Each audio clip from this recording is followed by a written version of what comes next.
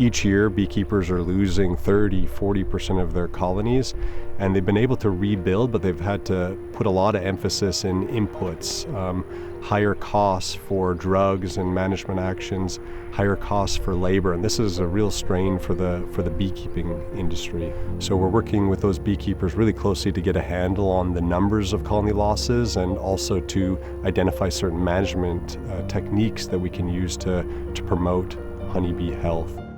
Bees are really critical. They're the support and backbone to our food supply, and so we need to keep them alive so we can have food, right? And that is the honeybees that we work out here, and then our native bee lab as well. Those are critical for things like tomatoes and peppers. So all of the research here goes into the bites of food that you take.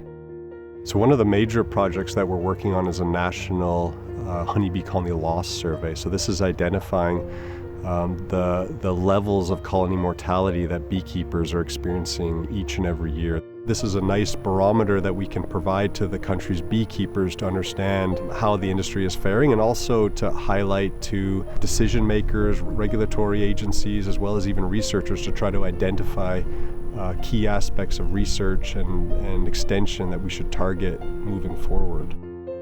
So we go into hives and we check hives and we manage, we treat, we make sure that they have enough supplies and that they have everything that they need to survive. I also do upkeeping in the lab, whether that be cleaning around and organizing, and it's all for the better of us. It's all for our agriculture and what we provide for ourselves.